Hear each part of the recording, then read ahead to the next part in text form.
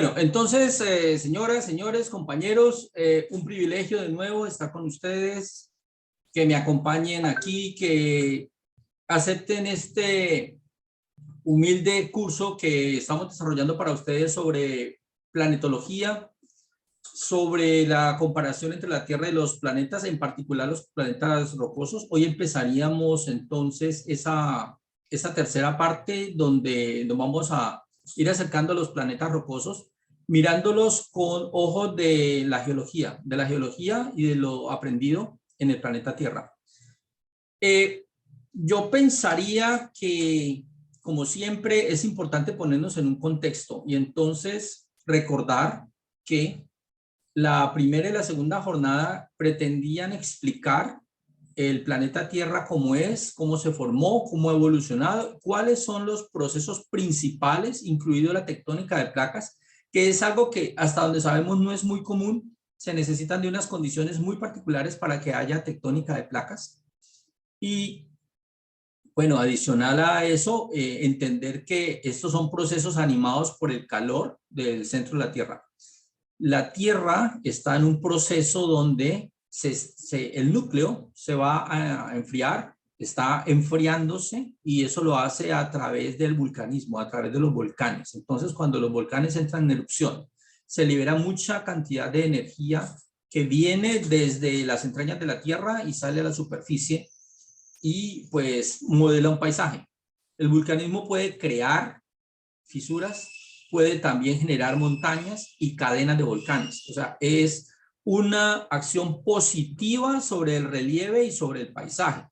La formación de montañas, las cadenas volcánicas, la formación de piso oceánico, la formación de islas en el centro del Pacífico o donde fuere, que sean de carácter volcánico, pues entonces son un aporte positivo que viene desde abajo y va arriba, hacia el cielo, ¿sí? Viene desde el piso y debajo del piso y va en la dirección vertical para nosotros. Eso es como lo más relevante para que lo reconozcamos. O sea, los volcanes y la tectónica de placas, que está obviamente asociada a esto y que es como el mecanismo principal, es la generadora de un paisaje.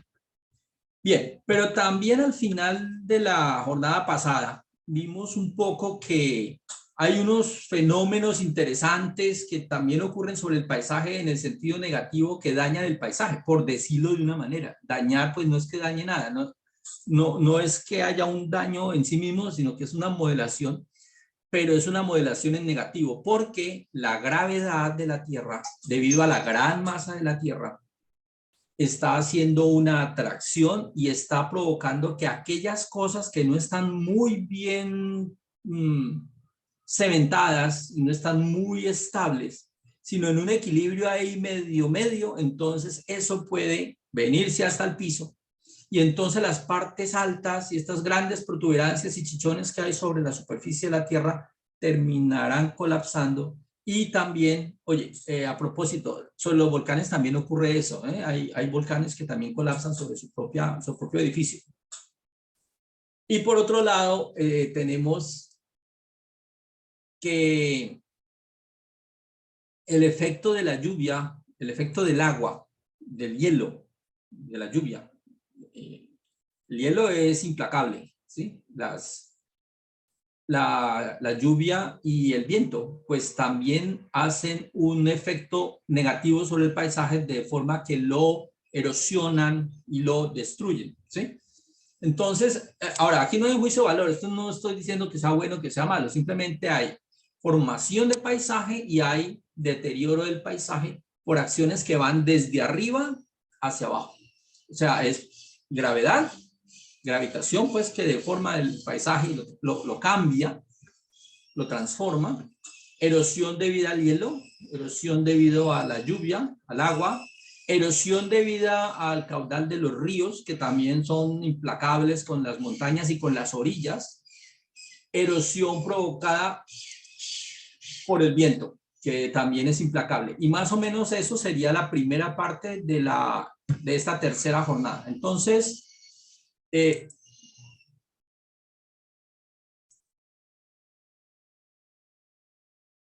ok, estaba revisando chats. Me parece perfecto. Sí, buenas tardes a quienes saludaron y bien que me estén escuchando. Entonces, con esto, apreciados compañeros, asistentes al curso, voy a compartir mi pantalla con sonido y voy a irme acá. Sí. Oh, arranqué un poquito atrás, pero no importa.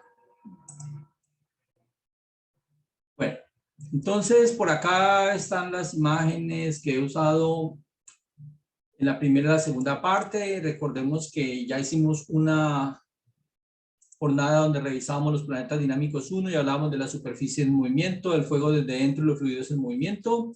Y entonces esto nos servía para mostrar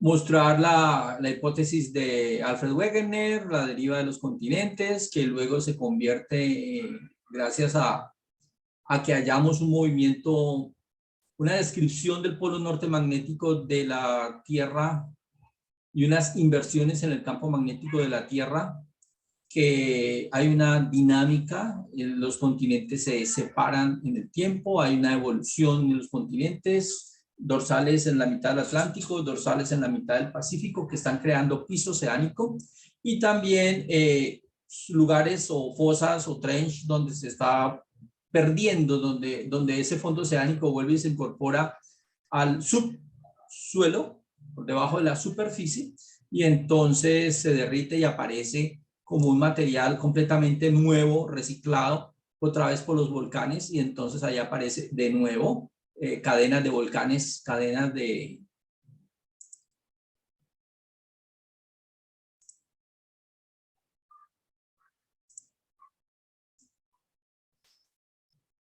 Ya, discúlpenme que estoy admitiendo dos personas. Ya, entonces las fosas tienen un papel tremendamente importante y hay varios tipos de fosas. En particular, pues veíamos subducción de fondo oceánico contra corteza continental o subducción de litosfera oceánica contra corteza oceánica. Y entonces, bueno, pues estamos pensando en fenómenos de los que no tenemos un testimonio propiamente dicho, aunque pues se producen terremotos y se producen islas volcánicas.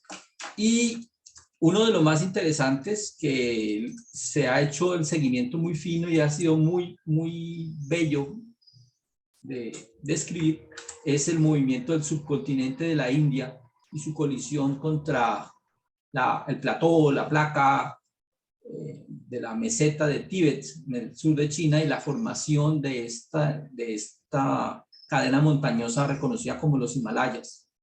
Entonces, bien, eso fue como el núcleo de la jornada anterior con las consecuencias. Entonces mirábamos pues de que había unos modelos y estábamos de acuerdo con esas características y demás. Pero si esto ocurre desde abajo hacia arriba, pues entonces hay un proceso que viene de arriba hacia abajo que se llama procesos gravitacionales, donde el agua, las pendientes sobreempinadas, la ausencia de vegetación, el reemplazo de la vegetación por vegetales que tengan raíces menos profundas, etcétera, y los terremotos que también pueden ser desencadenantes de estos episodios de derrumbes, de deslizamiento de taludes, en seco, bajo agua, como coladas de barro, o deslizados o con rotación. Son como 4 tipos diferentes de movimientos de tierra, todos se les llaman así, movimientos de tierra, pero aunque ellos son distintos y cada uno es como muy particular, tiene unas características propias, en general nosotros los vamos a considerar como pues procesos gravitacionales, simplemente. Es el proceso gravitacional donde lo que está en equilibrio inestable va a buscar un hueco y pues se va a deslizar. Y esto lo menciono porque ustedes saben que hay misiones en Marte en este momento que detectaron procesos gravitacionales, desplomes y derrumbes de montañas, inclusive dentro de un antiguo lago que suponemos hay evidencia, ahí hubo agua, y entonces parte de la orilla de ese lago se desplomó en la dirección hacia el lago, ¿sí? Como una especie de desplome. También hay otro punto muy interesante que lo analizaríamos la próxima jornada, no hoy, pero la próxima jornada sobre el mapa de esta cuenca. Vamos a ver también un antiguo delta de un río que entra a lo que fue un lago y ese lago tiene una entrada con un delta de un río y una salida para un nuevo río, o el mismo que continúa después de abastecer el lago. Entonces, por eso estamos hablando de estos procesos, porque esto es muy común en las superficies sometidas a la gravedad. En particular, les alcancé a mencionar como el ejemplo más relevante la formación del río Colorado, que es un testimonio de que esto sucede y tiene una importancia, y esto es de una energía sin antecedentes, ¿sí? El proceso del río Colorado a través de esta meseta y la erosión que ha provocado y el desplome gravitacional del material de las laderas del río, que va encañonando, ¿sí? A través de las diferentes capas. Bien, entonces cerramos la jornada anterior y empezamos la jornada de hoy, pues mirando en particular otros efectos que también son compañeros de los procesos gravitacionales y que tienen un efecto semejante y que también van desde arriba hacia abajo modelando el paisaje. O sea, el paisaje creado por la tectónica y por los volcanes es modelado por aguas superficiales, aguas subterráneas que también producen desplomes, glaciares, desiertos, viento y líneas de marea y líneas de costa. Ahora, las líneas de costa y mareas pues son muy típicas de cuerpos de agua, entonces no la vamos a considerar aquí. Pero sí voy a mencionar un poco el tema de los glaciares y glaciaciones y desiertos y vientos como los últimos temas que podríamos usar aprendidos en el planeta Tierra y pensar en cómo llevarlos a el estudio de otro planeta y buscar estas características en otro planeta. Entonces, bien. Pensaría que ya estamos listos entonces para arrancar con esta parte de paisajes congelados y modelado del viento. Yo quiero insistir en dos cosas. Nuestro mensaje inspirador, ¿sí? Nuestra idea fuerte es entender nuestro hogar planetario, porque es esencial para observar e interpretar otros mundos del sistema solar, inclusive más allá. Y esto es lo que nos animó en el diseño de este curso. Tenemos que entender nuestra Tierra y así podemos buscar antecedentes y consecuentes por allá, en otros lugares del sistema solar, pero aprendiendo de la Tierra, ¿sí? Y de su evolución y de su formación y de su comportamiento y llevarlo afuera. Esta frase está encomillada porque pertenece a Tom Jones y Helen Stofan, que en un libro muy bello que se llama Planetología, ¿sí? Desvelando, descubriendo, mirando los secretos del sistema solar, pues entonces yo la tomé de allí. Y también insistir en que nuestras imágenes y mucho del texto y tablas que estoy usando y las fotografías pertenecen a este texto que se llama Ciencias de la Tierra, una introducción a la geología física, octava edición, aunque también he usado la novena y la décima, pero pues tomé esta del texto de Edward Tarbuck y Frederick Lutyens, y las ilustraciones, esas fabulosas ilustraciones, son de Denis Taza. Entonces, reconocer que esta es la bibliografía que estoy usando y que yo soy un usuario registrado ante la editorial Pearson, y que Pearson, dado que este es el libro que yo sigo en la Universidad Javeriana con mis estudiantes de de geología y de ciencias de la Tierra y algunos de estudiantes de astronomía cuando tomamos estos tópicos en el curso de nuevo sistema solar, pues entonces este es el libro que seguimos. Y yo tengo los materiales asociados al libro y tengo la fuente de imágenes, entonces por eso la estoy usando. Es para reconocer la autoría y los derechos de autor de Tarbuk, Lutyens y Taza y la editorial Pearson. Y eso yo procuro que quede en cada una de las imágenes, diagramas, fotografías o tablas que estamos usando. Bueno, entonces miremos un poquitín lo de los paisajes congelados para entender lo de los paisajes congelados también cuando lo busquemos en otros ambientes extraterrestres. Hoy sabemos que solo hay 2 casquetes continentales pues, activos, actuales, sobre el planeta Tierra. En el hemisferio norte y muy cerca del polo norte está Groenlandia. Es el único. Y en el hemisferio sur, este gran continente que nosotros conocemos como la Antártica, que es un continente cubierto también por una espesa, gruesa capa de hielo, con todo y el relieve. Evidentemente, en los inviernos polares, una buena cantidad de océano polar se cubre de hielo. Y entonces, durante el invierno, pues esto se crece bastante. Y podríamos tener la ilusión que el polo norte como el polo sur son lo mismo, y no es cierto. Es absolutamente al contrario, son muy distintos. No es lo mismo tener un polo norte cubierto por una gran cantidad de masa de agua con hielo que flota, a tener un continente rígido con roca sobre el cual hay una gruesa capa de hielo, que es el caso del polo sur. Entonces decimos que estos son casquetes polares de tipo continental o intracontinental actuales. En el pasado fueron mucho más grandes, hubo más, hoy no hay sino esto. Y probablemente a un futuro no tan lejano pues habrá mucho menos. Entonces, ¿qué sucede con los glaciares? Bueno, los glaciares están sometidos, por supuesto, pues, a ser agua sólida, el efecto de la intemperie, de la radiación del sol, del efecto del agua, que el agua también, al tener miren, el agua es una sustancia fantástica, es lo más fantástico que existe, y en particular, ustedes reconocerán que el agua es la sustancia que tiene el mayor calor específico de todas las sustancias conocidas en la Tierra.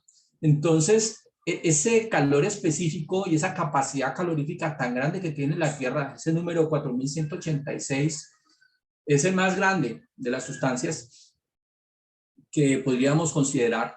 4186 joules de energía por cada kilogramo y por cada grado Celsius de temperatura que yo quiera cambiar, calentando o enfriando, para el caso del agua líquida. Entrega la suficiente energía para que una masa de hielo empiece a disolverse. Entonces, el agua sólida se derrite dentro del agua líquida. Es un proceso irreversible. Entonces, es la erosión del agua líquida sobre el gran bloque de hielo. Es la erosión del viento también sobre el bloque de hielo. Es la inestabilidad también, que produce fracturas, y en la medida en que el casquete se va fracturando también va perdiendo, va creando más superficie para el mismo volumen, y eso tiene un efecto nefasto, y es que termina derritiéndose mucho más rápido. Entonces, entre más se rompe, más caras están expuestas a la atmósfera, al aire caliente, y eso implicará pues más velocidad de ataque sobre la superficie. Yo no sé si me estoy explicando, tal vez esto les suene a ustedes raro. Hagamos este ejercicio mental durante un par de minutos. Por favor, atiéndanme aquí, es un ejercicio mental sencillo. Usted piense, por favor, en un bloque, digamos, de 2 metros por 2 metros por 2 metros. Entonces usted tiene un bloque, uno solo, un cubo, 2 metros de lado. O sea, es un cubo. Tiene 6 caras. Cada cara tiene 4 metros cuadrados. Cada cara, y son 6. Cada cara tiene 2 por 2, 4 metros cuadrados. 6 caras, 6 por 4, 24 metros cuadrados de superficie. Cojo ese cubo. Puede ser una roca, puede ser un cubo de hielo, pero que sea cúbico. Es un experimento mental. Lo partimos a la mitad y a la mitad y a la mitad.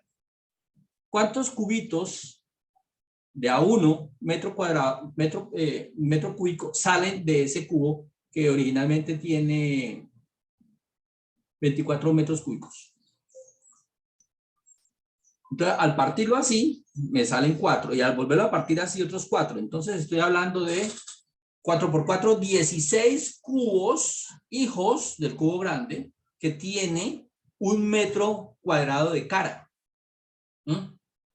Entonces, cada cubito, salen 16. Cada cubito, cuando yo lo he partido, cada uno tiene 1 metro cuadrado de cara. Y son 6 caras por cada uno. ¿Sí? Son 6 metros cuadrados en las 6 caras. ¿Y de esos cuántos tengo? 16. Entonces son 16 por 6. Ya eso empieza a ser un número más grande que 100. En la medida en que yo voy fracturando un cubo grande que tenía una cara grande, una superficie grande para el ataque a la atmósfera, lo voy fracturando, fracturando y fracturando. Cada cubo que resulta, cada hijito que salga de allí, cada nieto que resulte de esa fracturación va a tener una superficie y la suma de todas esas superficies va a ser muchísimo mayor. Eso va cambiando con una función cuadrática, va aumentando y eso se va volviendo un número grande. Entonces, la atmósfera va a tener mucho más superficie para oxidar, para hidrolizar, para disolver una roca o una caverna que tenga carbonato de calcio o lo que sea. Entonces, a eso es que me estoy refiriendo, ¿sí? Como para que lo tengamos en cuenta.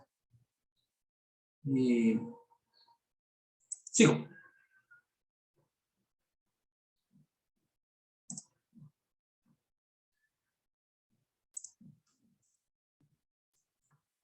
Entonces,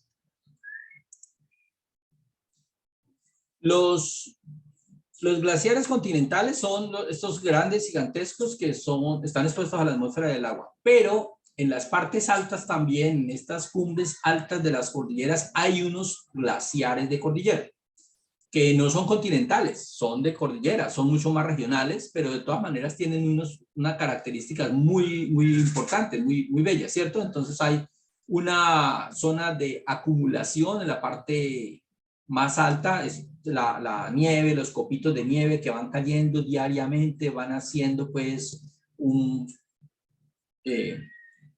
una capa gruesa sobre roca sólida y esa capa empieza a subir, a subir, a subir, a subir y en el fondo la compresión es bastante grande, pero de todas maneras hay unas zonas de acumulación.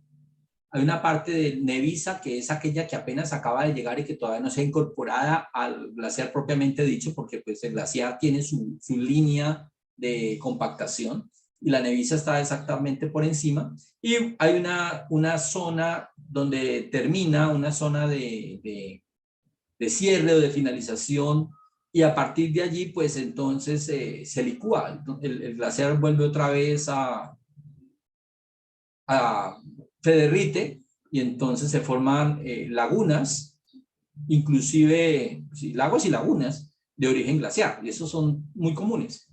Entonces los glaciares tienen una estructura, tienen una interacción con el piso, con la roca sólida, tiene un movimiento muy interesante en sus capas más superiores con unas velocidades bastante distintas. Y la segunda imagen, pues pretendo mostrarles eso porque esto tiene un impacto sobre el piso. Entonces, en la medida en que yo miro el flujo, el movimiento, el capítulo se llama fluidos en movimiento. Esto se comporta como un fluido. Entonces, hay una zona de alta abrasión en el piso y de alta fricción. Entonces, aquí casi que el glaciar no puede avanzar mucho porque está pegado por una fuerza de fricción bastante grande y pues el peso del glaciar produce una normal que impide pues el desplazamiento fácil. Pero en la medida en que voy elevando la mirada y mirando capas más superiores, entonces veo de que hay un flujo interno que va logrando unos desplazamientos importantes. Capa por capa, la capa de arriba se mueve más y avanza más y es más rápida que la que está inmediatamente debajo. Y así hasta que llegamos a la superficie. Es más, siempre aparecerá sobre estos bloques glaciares lo que se llama la zona de fractura, donde pues allí sí que la velocidad es constante, o sea que todo este bloque con este espesor se va a ir como una sola rebanada y va a moverse muchos kilómetros buscando estabilización hasta que llega al final, al punto donde el glaciar termina. Entonces, la curva de velocidad es bastante interesante. Mientras lo de abajo difícilmente puede desplazarse por la gran fricción y por el peso, las capas superiores pueden alcanzar velocidades fabulosas. Entonces, cuando el glaciar se mueve, pues acá hay una imagencita que pretende mostrar eso, aparece una abrasión muy fuerte por un lado de por un perfil del piso, de la roca que contiene el glaciar encima, y esa velocidad pues es tan grande que se produce una abrasión contra árboles, contra las capas externas, entonces hay una abrasión, esto es como un tallado, pero apenas si pasa por encima, él continúa, pero como acá hay una especie de deflación, hay un hundimiento, entonces aquí queda una buena cantidad de material de la roca que fue peinada, que fue sometida a la abrasión y quedan aquí esos guijarros, esa cantidad de rocas que se reconocen como rocas que han sufrido un proceso glaciar y que quedan amontonadas o aborregadas, como si fueran borregos, ¿no? Como si fuera un rebaño de ovejos, de borregos, y quedan allí, justo donde termina esa línea de abrasión. Entonces, esto es típico, es común de los lugares donde donde se han presentado glaciares. Y esto, pues también es importante, no solamente porque nos permite identificar cómo se movió el glaciar, de dónde a dónde, o sea, la dirección del glaciar, sino si ha sido uno, han sido varios los que han afectado pues cierta región por la cantidad y por el tipo y por las líneas de fricción, porque cuando una roca se mueve respecto de otra queda tallada. Y hay geólogos especializados en la búsqueda de esas líneas de fricción, que son las marcas que una roca deja sobre otra cuando hubo un deslizamiento debido a una glaciación. Y en el lago Calima sí que hay hartas, entonces con el profesor Gabriel París, él es un experto en eso y en reconocer y en medirlas para poder hablar del movimiento glaciar que ocurrió en ese lugar. Bueno, la tercera cosa que tenemos que decir respecto de glaciares, y otra vez pensaría en glaciares no regionales ni locales, sino glaciares grandes, glaciares de tipo continente como el actual en el Polo Sur. Hubo un momento en la historia de la Tierra donde esa capa de hielo fue impresionantemente grande, ancha y gruesa, y entonces eso produce sobre la roca que está justo debajo una subsidencia, una deformación, un abombamiento hacia abajo. Abombamiento que, por supuesto, se puede medir. Entonces, la presencia de un glaciar deforma la superficie, deforma la corteza, la deforma por su peso. Pesa mucho, entonces se curva. Pero, bueno, esas fuerzas se canalizan de alguna manera en las capas más internas, ¿cierto? Como lo hacen los puentes sobre sus pilares o como hace las bóvedas, que la bóveda cuando se construye pues produce su carga y sus descargas sobre los pilares. Entonces aquí sucede algo semejante. Pero piense usted que con el paso de los miles de años, cuando llega un cambio climático intenso, aparece pues un calentamiento global y estos glaciares se derriten y evaporan, pues esa masa de hielo desaparece y la corteza, pues entonces lo siente. Ya no hay una capa que la deforme y produzca un abombamiento hacia abajo y entonces se produce un rebote. Rebote elástico que genera terremotos y fracturas tremendamente violentas. Se ha detectado, sabemos hoy que en el centro de Estados Unidos, Y después del terremoto de 1812 y 1813 en Nuevo Madrid. Nueva Madrid se la llevó al río. Eran pocas casas y fue un momento, 3 terremotos seguidos, diciembre de 1812, enero de 1813, y entonces ese terremoto, ¿qué? ¿Por qué un terremoto tan lejos de la falla San Andreas? ¿Por qué tan lejos de la zona de Cascadias y de los volcanes? ¿Por qué un terremoto tan violento en el centro de Estados Unidos? Es que eso no tiene presentación. Y esos terremotos pues son causados, es que ese continente se desgarró la última vez que hubo un glaciar importante y entonces quedó reventado y hay unas fracturas y hay unas fallas geológicas activas en el centro que están cubiertas, por supuesto, por inundaciones del río Mississippi, el Missouri y todo eso. Pero el rebote elástico hizo que Nueva Madrid, pues esos 3 terremotos desviaron el río y el río se fue encima de la población. Y hoy sabemos que no es solamente Nueva Madrid, porque hay una Nueva Madrid, sino que también está Memphis, está San Luis, están otras ciudades allí cerca en la misma curva del Mississippi. Y entonces esos terremotos de Nueva Madrid se pueden volver a presentar en esa región del centro de los Estados Unidos. ¿Por qué ocurre eso? Por el rebote elástico después que el glaciar desapareció. Bueno, y yo termino con esto.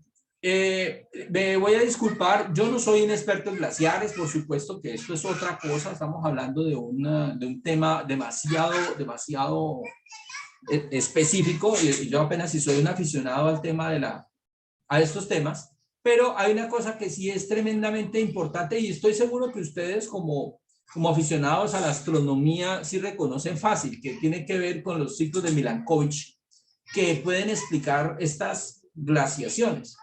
Porque, a ver qué pasa. Usted no podría atribuir el tema de las glaciaciones a la tectónica de placas, porque es que la tectónica de placas son procesos muy lentos y están activos desde hace 250 millones de años. O sea que por ahí no es. Las glaciaciones del Pleistoceno son tremendamente recientes y no es un tema de millones de años, no. Es de miles de años apenas.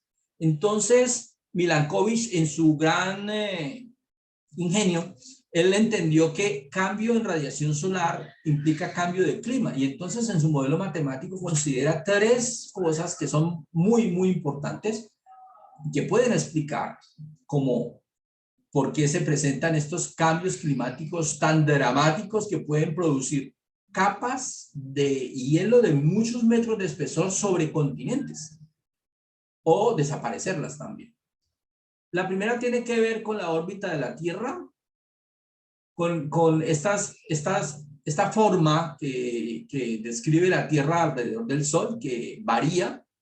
La segunda tiene que ver con el ángulo polar, el ángulo de rotación de la Tierra, el eje de rotación de la Tierra que forma un ángulo respecto de una perpendicular al plano de la órbita de la Tierra alrededor del Sol, ¿cierto? Plano de la Tierra alrededor del Sol, la eclíptica, pues tiene una perpendicular. Yo dibujo una perpendicular sobre ese plano y a partir de allí me doy cuenta que hoy, pues eso es como 23 grados y medio, pero en el pasado esto ha alcanzado hasta 22 grados y medio y hasta 24 grados y medio. Y en el futuro eso también volverá a suceder. O sea, este ángulo ha estado variando, este ángulo de inclinación, que es distinto de la precesión, porque la precesión es ese fenómeno interesante que tienen las peonzas que hace que el eje cambie y entonces en un momento puede estar señalando una cierta estrella en el cielo, en alguna constelación, y luego estará mostrando una en una dirección distinta. Entonces, hoy es la estrella polar, pero hace 14.000 años es la estrella Vega,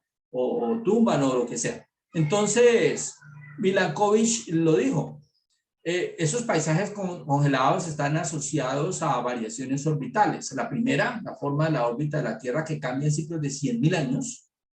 La segunda, que el eje de rotación actual es 23,5 grados, pero que en un ciclo de 41.000 años ese ángulo oscila entre 21,5 y 24,5 grados. ciclos de 41.000 años. Y el tercero es la precesión, que la Tierra se tambalea como una peonza y apunta a diferentes puntos del cielo. Entonces nuestra estrella polar ha cambiado varias veces en el pasado, de Vega a Polaris y otra vez a Vega y Polaris y así, cada 26.000 años. Entonces, esto en lo que tiene que ver con paisajes congelados y con glaciaciones y el efecto de las glaciaciones y las rocas aborregadas y el rebote elástico cuando un glaciar desaparece. Entonces, para resumir. Y continuamos. Paisajes congelados modelados por el viento. Modelos del viento. Bien. Estas imágenes pues nos están mostrando desiertos. Y los desiertos tienen una conexión directa con el efecto del viento. Yo quisiera, antes de pasarme por la descripción del desierto, explicar un poquito de manera muy simple, sin ninguna profundidad y de pronto de una manera irresponsable también, porque no voy a usar ninguna profundización. ¿Por qué hay viento? ¿Qué hace que haya viento y por qué hay viento? Porque el viento es una masa de aire que se mueve. Y entonces, ¿por qué sucede eso? Entonces, muy simplemente, una explicación para niños. Oye, yo puedo pensar en la playa con arena y el agua del océano. Y entonces digo, a ver, el sol irradia por igual sobre el agua del océano y sobre la playa. Pero la arena de la playa recibe esa radiación, es la misma radiación que recibe el agua, la misma, pero la arena se calienta muy rápido, muy rápido. El agua del océano necesita mucho más tiempo para aumentar la temperatura por ese número del agua que se llama calor específico, que es un número tan grande. Entonces la arena se calienta muy rápido. Y evidentemente el aire de la atmósfera que está exactamente sobre la arena, cuando la arena está muy caliente, también se calienta por contacto. Entonces, si es aire caliente, si se calienta, se dilata, aumenta el volumen. Si aumenta el volumen, disminuye la densidad, porque densidad es masa sobre volumen. La masa esperamos que no cambie, pero el volumen aumentó. Entonces, la densidad disminuye y el aire caliente sube. Es la explicación por la cual el aire caliente sube y el aire frío baja. Pero el aire caliente encima del agua no está tan caliente. Está menos caliente, se no sube tanto ni tan rápido como el que está encima de la arena, y entonces hay una diferencia de temperaturas y una diferencia de presiones entre el aire que está sobre la arena de la playa y el aire que está sobre el continente, sobre el cuerpo de agua. Y eso es suficiente para que se produzca un reemplazo de aire fresco que está bajito, acá cerca del piso, y venga a llenar el espacio que produce el aire que se eleva sobre la playa. Entonces, cuando el aire se eleva, produce una especie como de succión, como que chupa aire que está, aire frío, pesado, que está abajo, y entonces va y lo reemplaza. Entonces, ahí ya estamos viendo una convección. Esperamos que de noche sea al revés. Al revés en el sentido que la arena se enfría mucho más rápido que el agua. El agua a la 1 o 2 de la mañana estaba todavía tibiecita, mientras que la arena está bastante fría. Y entonces es el aire que está sobre el cuerpo de agua el que está tibiecito y bastante alto. Mientras que el aire sobre la arena está bastante frío y va y llena el espacio que produce la subida del aire caliente sobre el agua. Entonces, la dirección del viento cambia del día a la noche. Y esto, pues, si lo entendemos así, oye, si no fuera un cuerpo de agua, sino, digamos, esto también sucede, los que, expertos, arquitectos, paisajistas que estudian el clima en las ciudades, pues conocen el efecto del asfalto y la vegetación, porque no es necesario un cuerpo de agua. Se explica fácil con un cuerpo de agua, pero si usted tiene una cancha de fútbol o tiene un peladero donde no tienes nada sembrado y eso es de color marrón, o tienes unos edificios de color gris, ocre, versus un bosque, pues entonces ahí también se produce un efecto interesante de flujo de aire. Si las superficies tuvieran el mismo color, no hubiera esa diferencia entre ellas, pues entonces no habría flujo de aire, no habría viento. Eso es uno de los temas más complicados. Entonces, otra vez, volviendo acá, encontramos que las regiones donde se presentan en el planeta Tierra la mayor cantidad de zonas desérticas, áridas o estepas semiáridas, que son las amarillas y las gris, están alrededor del trópico de Cáncer, 20 grados al norte, y alrededor del trópico de Capricornio, 20 grados hacia el sur. En cambio, la zona ecuatorial y entre 20 grados sur y 20 grados norte, pues estamos en una zona que llamaríamos tórrida, de altísima lluviosidad, donde están las zonas más lluviosas del planeta, ¿sí? Y bueno, pues eso no es gratis. Entonces vamos a intentar explicar esto un poquito acá con esta figura. Tal vez usted esta figura la ha visto varias veces. Esta figura es también del libro y es de la editorial Pearson y es de Denis Taza, que la hizo y bueno, yo la he visto muchas personas la usan y no saben cuál fue la fuente original de esta figura. Entonces sucede que en este diagrama muestra la circulación atmosférica de la Tierra, ¿cierto? Y entonces, pues hay una región a 30 grados al norte y otra a 30 grados al sur, y los desiertos están más o menos ahí, como entre 20 y 30 grados de latitud norte y de latitud sur, y estos lugares coinciden con cinturones que son anticiclónicos, ¿sí? Entonces, el aire seco, pues está muy bajito. El aire seco desciende y no permite la formación de nubes, de lluvia, y tampoco hay precipitación. Al revés, en la depresión ecuatorial, cerca del Ecuador y en esa franja, pues entonces tenemos áreas de altísima nubosidad, de muchísima evapotranspiración, y es donde están las principales selvas en los lugares más lluviosos del planeta, como la región de Buenaventura y la zona del Chocó biogeográfico. Entonces, bueno, ahí ya tenemos como una claridad de por qué los anticiclones subtropicales del trópico Cáncer y trópico Capricornio son los que delimitan y explican la presencia de los desiertos, grandes desiertos, en esos lugares. Hay un efecto interesante aquí que también quiero comentarles, que tiene que ver o está asociado con la presencia de una cordillera, una cadena montañosa.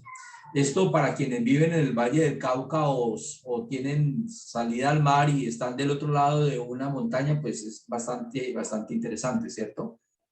Como saben, durante el día, entonces, la brisa fresca y el aire frío viene desde el cuerpo de agua hacia la playa o hacia el continente mejor, y entonces este viento fresco pues entra al continente, pero se choca contra esta formación, y al chocar, bueno, se genera una buena cantidad de nube cargada de agua, de cúmulos y de nimbos, y se devuelven, y esta zona es tremendamente lluviosa, pero la montaña sirve de filtro. Acá hay una pared, es muy escaso, el aire que pasa por encima de la cordillera es el que está más alto y evidentemente el que está más caliente por el tema de la densidad. Entonces, vientos muy calientes sí pueden pasar sobre la montaña, y esos vientos calientes, cuando deflacionan, pues entonces producen zonas oscuras de lluvia.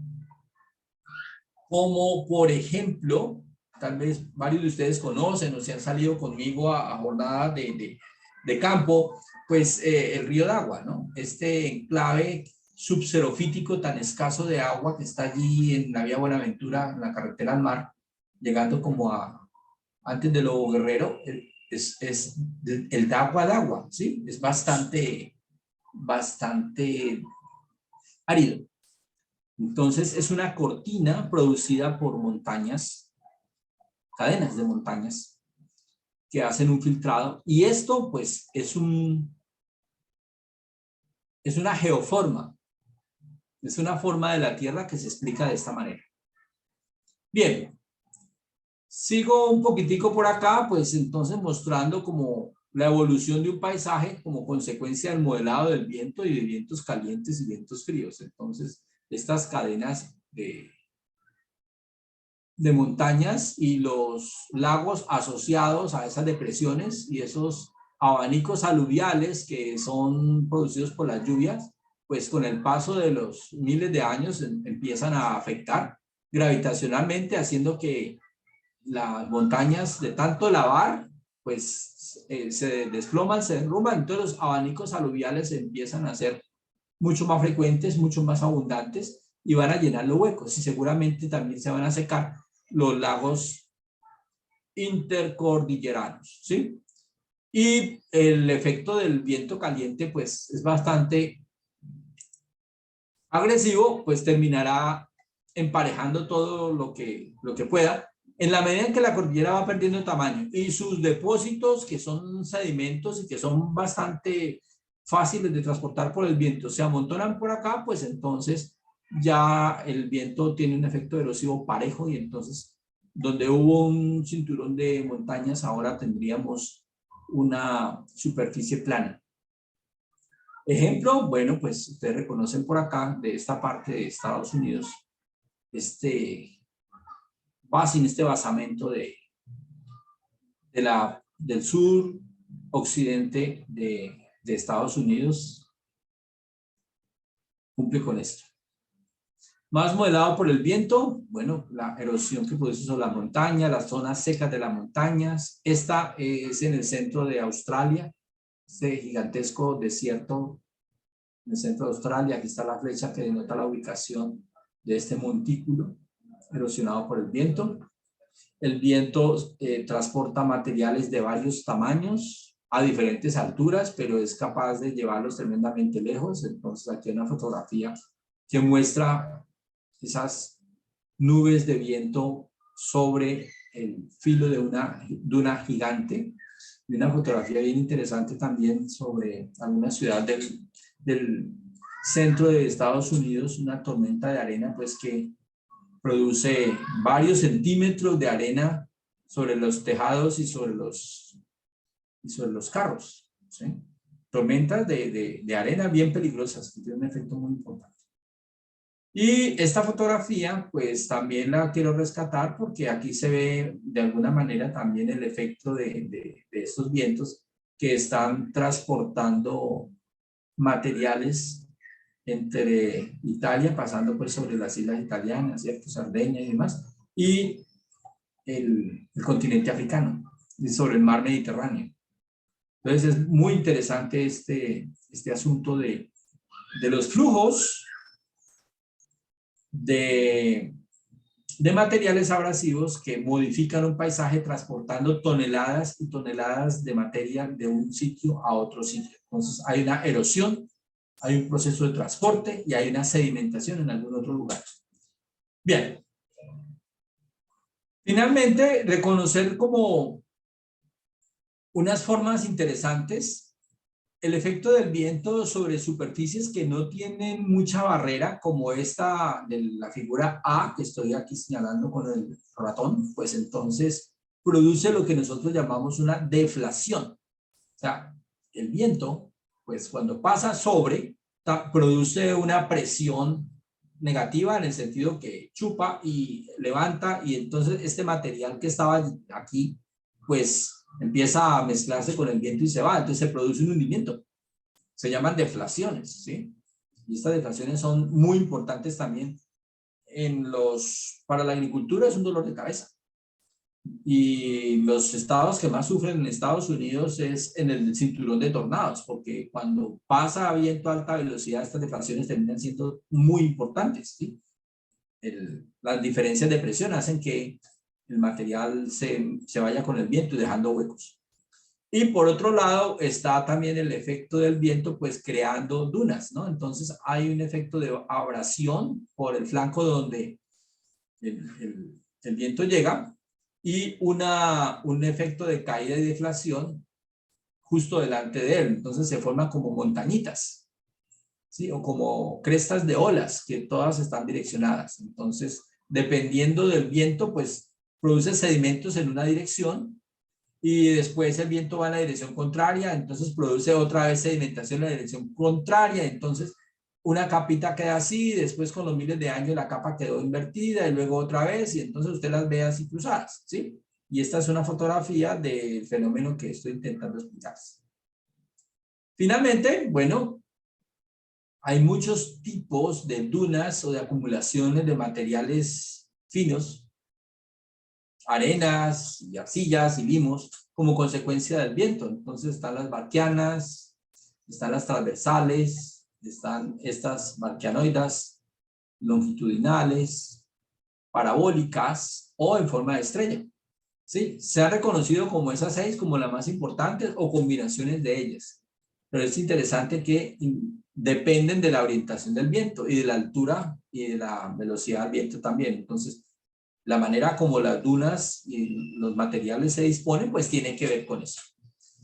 Y paisajes que nos dejan. Entonces, cuando usted encuentre algo como esto, uno podría pensar que esto está afectado por el agua, pero no necesariamente. Aquí esto lo produce el viento, igual que esto. Esto es una geoforma asociada con la erosión eólica. Y en el caso de arenas sueltas, pues esto también. Entonces, así se transporta y se sedimenta, así se erosiona, y esto es un caso de erosión también en estos desiertos del Valle de la Muerte en Estados Unidos. Entonces, señores, señoras, señoritas, esto es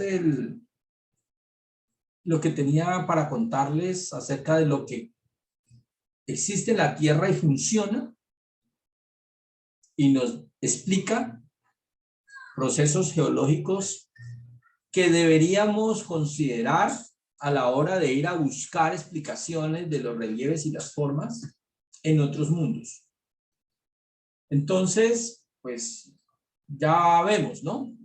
En palabras simples, los procesos que forman paisaje de abajo hacia arriba por el calor interior de la Tierra y los efectos gravitacionales de arriba hacia abajo que erosionan y cambian un paisaje, lo transforman y hasta lo desbaratan. Entonces, es la combinación de los dos y los agentes que provocan eso. Y yo con esto, pues pensaría que ya podemos saltar la reja y pasarnos del otro lado y empezar a buscar esto en otros mundos.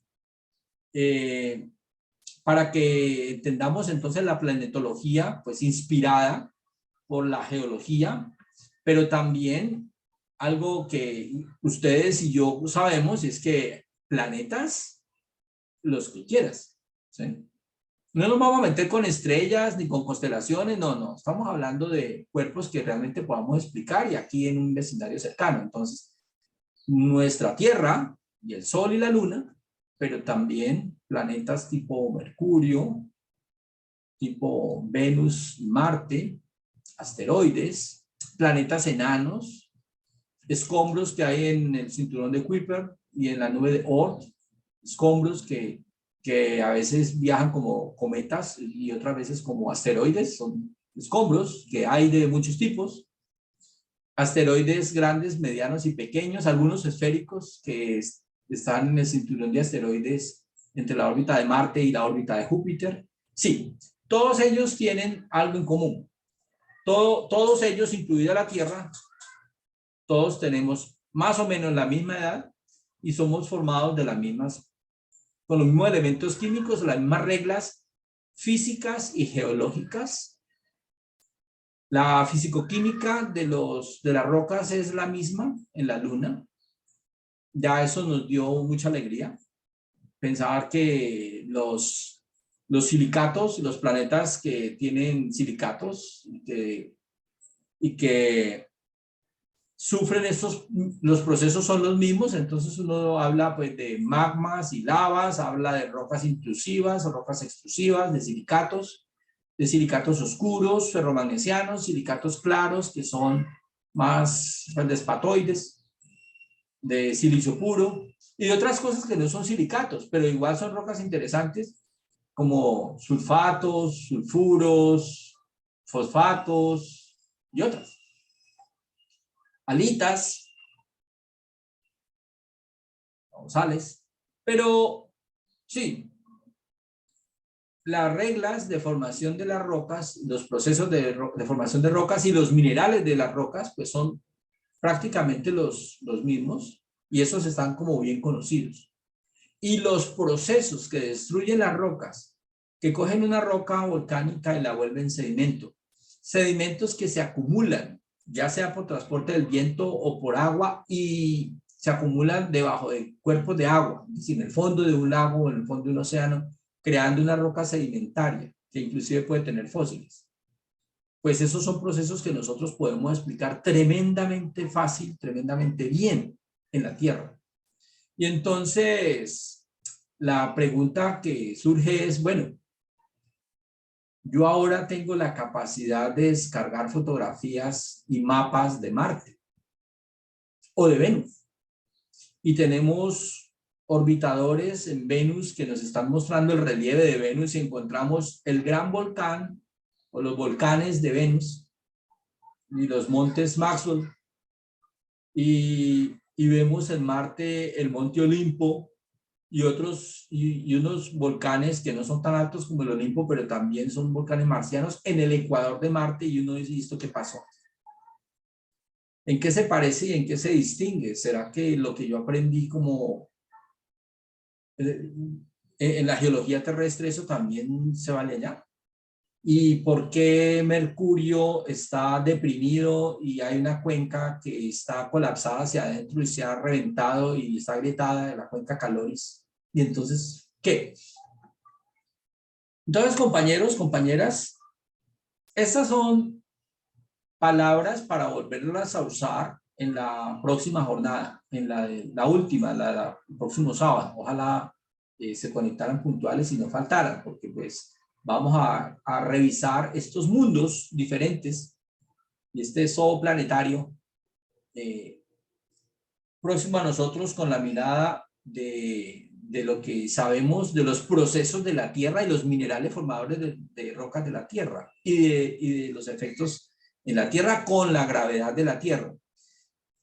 De entrada, tenemos que decir, a ver, si no tiene la masa de la Tierra, sino menor, si no tiene la distancia al Sol y las perturbaciones a la órbita que me pueden explicar los ciclos de Milankovitch, esto que yo puedo ver en otro planeta, ¿conecta o no conecta? Entonces, son preguntas muy duras que tenemos que empezar a plantearnos desde ahora y empezar a avanzar en esa dirección. Entonces, todos ustedes y yo, como estudiantes de estos temas y como interesados en la planetología, pues vamos a poder los planetas del sistema solar, al menos los que se dejen ver que tengan algún relieve, y mirarlos. Inclusive los asteroides también, porque es que hay asteroides que son tremendamente carbonáceos y oscuros que ni se ven, y otros son metálicos puros, o sea, metálicos hermosos, ¿cierto? Y hay otros que son de silicatos, que es lo mismo que está en la corteza de la Tierra y seguramente en la corteza de la Luna y en Marte. Entonces, hablemos de eso un poquito para continuar. Bueno, entonces, para entrar a este tema, yo sigo manteniendo la idea fuerza. Berto, un Señor. comentario antes de seguir adelante para decirle a los que están conectados que en el link, en el chat, perdón, está el link para que se registren, para que registren la asistencia. Entonces, no sé si ellos me escuchan, si tú me escuchas para que compartas ahí el comentario. Bueno, muy bien. Sí, Marino, gracias. Gracias por recordar. Sí, tenemos que registrarnos, pero Marino, no lo veo. En el chat. ¿Seguro que está en el chat? Sí. Ya comparto el link de la asistencia. Dice allí en el chat. No está todavía, no está. Sí, porque Gloria ya se registró. Venga, lo vuelvo a enviar. Bueno, yo estoy mirando y veo, Yo no veo listo, ya lo vuelvo a enviar. comentarios. Ya lo vuelvo a enviar. Listo. Rafael Figueredo nos hace un comentario que me parece fantástico. Es sobre el Caribe. Hay una nube de polvo que viene del Sahara que erosiona antiguos lagos que ahora están expuestos en el desierto del Sahara y traen partículas de sílice y otros materiales que estuvieron en el fondo de los océanos y de lagos gigantes y grandes mares mediterráneos que estaban en el norte de África, vuelan sobre el Atlántico, llegan a Sudamérica, en particular a la Amazonía y a la Orinoquía, y renuevan y refuerzan el ciclo biológico. Eso es una cosa fantástica, ¿verdad? Vientos que traen polvo que viene de África y termina aquí en la Amazonía. No al revés, viene de allá para acá, nunca ha ido de aquí para allá. Eso me parece a mí una cosa impresionante, ¿sí? Ahora, nosotros sabemos también que hay tormentas de polvo sobre Marte que le dan la vuelta al planeta en 3 días. Eso también lo sabemos.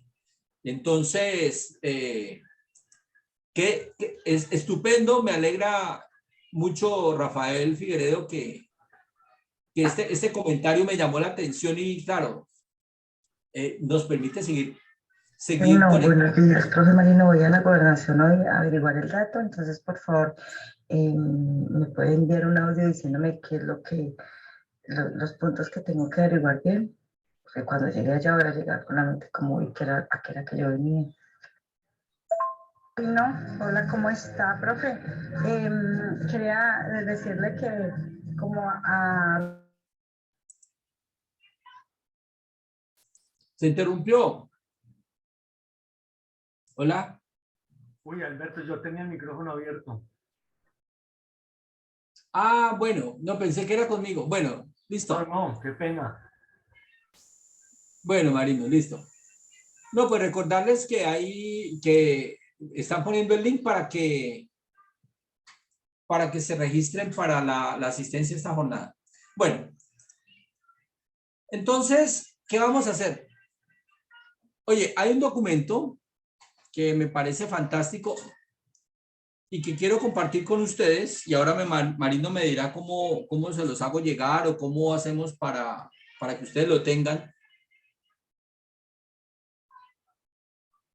que se llama El Geólogo Planetario.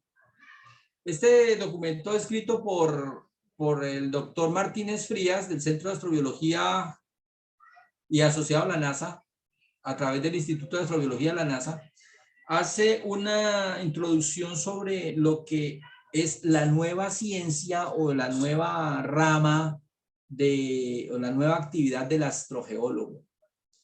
Y qué es lo que haría un astrogeólogo y para qué lo hace y cómo. Entonces, antes de volver por acá a organizar las ideas para ver lo que se supone no podemos ver porque hay unas atmósferas, porque hay unas restricciones físicas, pues me parece que deberíamos dedicarle el resto de esta jornada a la revisión de este documento. Marino, ¿tú lo tienes? No, Albert, no lo tengo. ¿Cómo lo compartimos? Por correo será, pues yo creo que ellos tienen registrado el correo, lo compartiríamos por Exacto. correo de pronto. A través del correo. Espérate que aquí alguien ya está.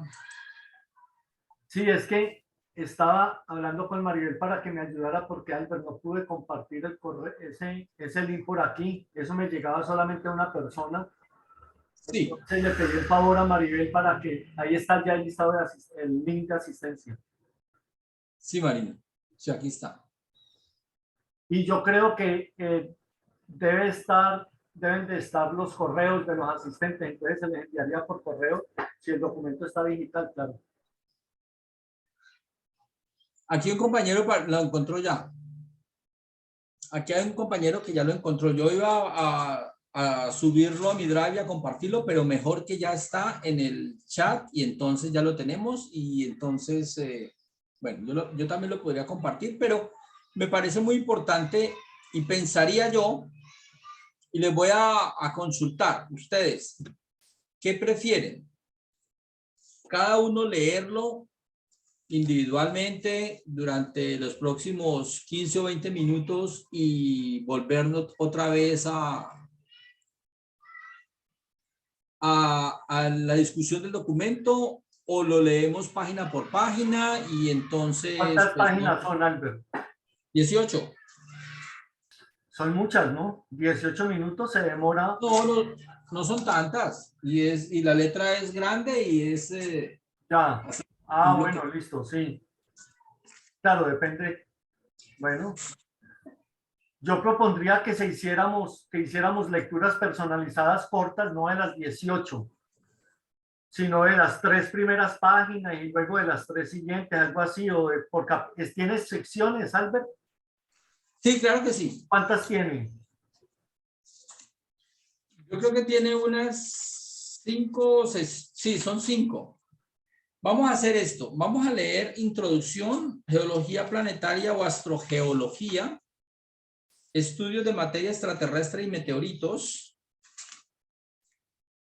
hasta la página 208, donde empieza la investigación de cráteres y eventos de impacto meteorítico. O sea, las primeras 1, 2, 4, 6, 8 páginas.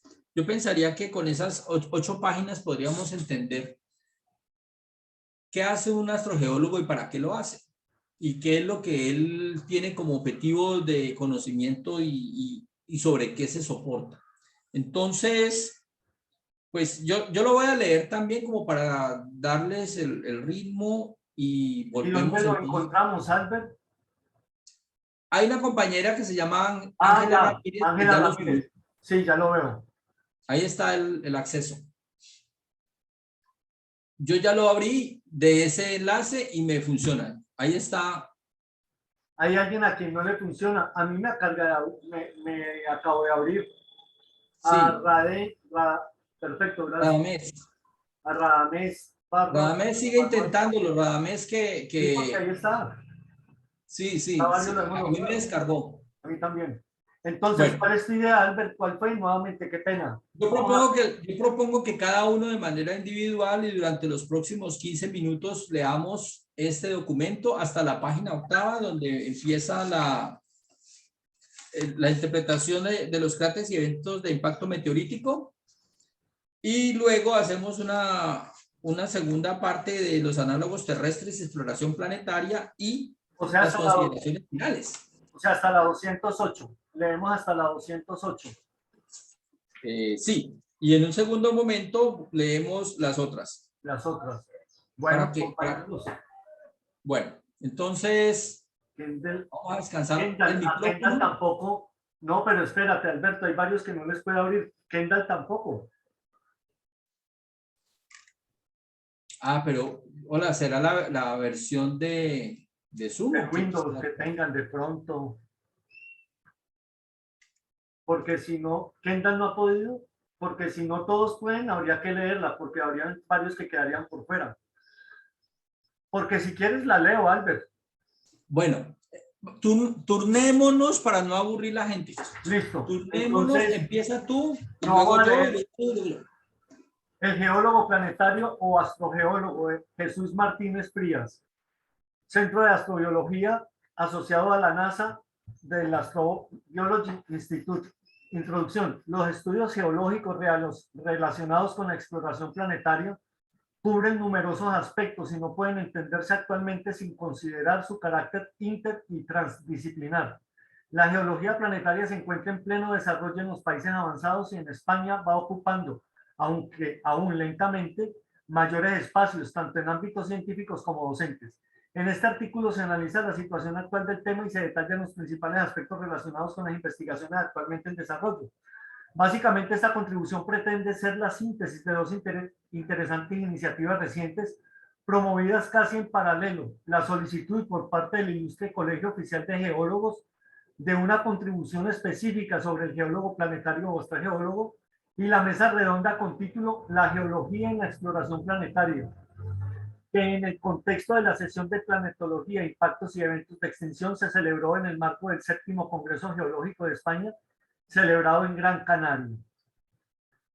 Geología planetaria o astrogeología. Al igual que existen los astrofísicos, astroquímicos o astrobiólogos, los geólogos planetarios también se han denominado, y de hecho lo siguen haciendo, astrogeólogos. El propio Servicio Geológico de Estados Unidos dispone de un programa específico de investigación en astrogeología, USGS, Astrogeology Research Program, que lleva años funcionando. Aunque no existe una definición concreta y estandarizada de la astrogeología o geología planetaria, una de las mejores corresponden a la utilizada por la Arizona State University, una institución emblemática y pionera en esta línea de investigación. La geología planetaria puede definirse como el estudio a distintas escalas del origen, evolución y distribución de la materia condensada en el universo en forma de planetas, satélites, cometas, asteroides y partículas de distintas dimensiones y génesis. Esto conlleva la incorporación y estudio pormenorizado de datos procedentes de sondas espaciales, análisis comparadas de meteoritos y polvo cósmico, estructuras y eventos de impacto meteorítico, simulaciones de laboratorio en varios procesos planetarios y también estudios de campo sobre análogos terrestres útiles para la exploración y modelización de los mecanismos y procesos geológicos que tienen lugar más allá de las fronteras de nuestro sistema, de nuestro planeta. Siendo amplia, esta definición no caracteriza en su totalidad el trabajo que realizan los geólogos planetarios. Estos científicos, al igual que los geólogos que desarrollan su actividad profesional sobre temas terrestres más clásicos, se nutren también de la física, química, biología y otras disciplinas en un mestizaje científico-técnico que, además de enriquecer el área de las ciencias de la Tierra y del espacio, es una base fundamental para la evolución del conocimiento en su sentido más amplio. Además de los avances científicos tecnológicos inherentes al desarrollo de la exploración espacial en sí misma, nanotecnología, ingeniería, nuevos materiales y sistemas de comunicación, el procesamiento de la ingente cantidad de datos geológicos recibidos de otros planetas y satélites requiere frecuentemente el uso de software de computación avanzada, muy útil, por ejemplo, para el procesamiento de imágenes. Probablemente una de las iniciativas más exitosas que se viene utilizando es la denominada ISIS, que es la integración de software e imágenes y espectrometría. ISIS es el resultado de 30 años de investigación astrogeológica que permite el manejo de imágenes procedentes de misiones planetarias a Marte, Júpiter, Saturno y otros cuerpos planetarios del sistema solar. Entrego el testigo.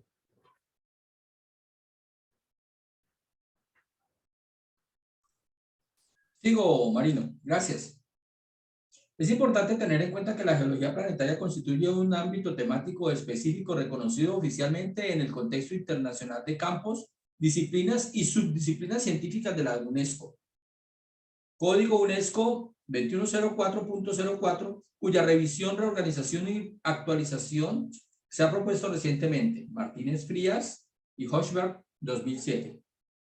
De acuerdo con estos autores, dado que la mayor parte de los estudios y tópicos de investigación sobre geología planetaria involucran principalmente a geólogos, es decir, caen dentro del campo 25 de la UNESCO, Earth and Space Science, se ha sugerido que sería muy apropiado asignar un nuevo código adicional, UNESCO 2512.04 para la geología planetaria, con referencias cruzadas entre ambos, 2104.04 y 2512.04.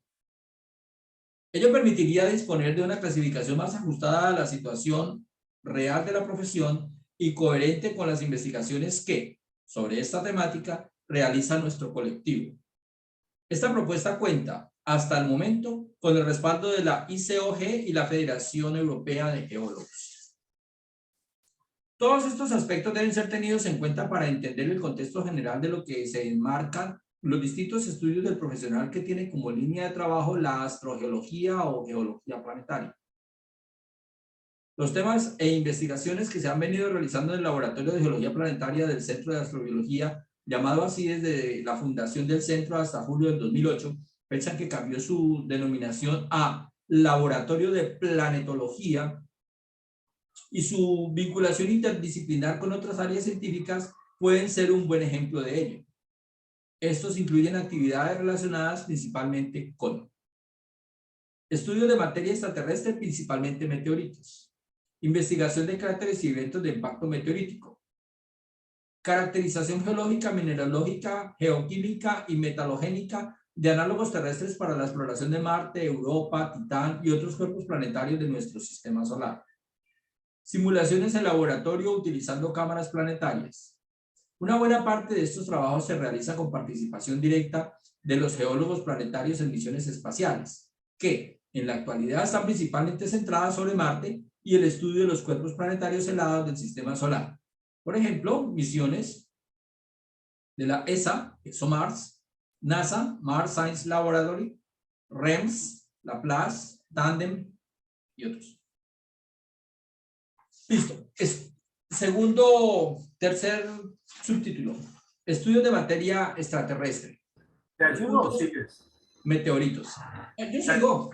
Ahora te aviso. Ya te pido ayuda más tarde.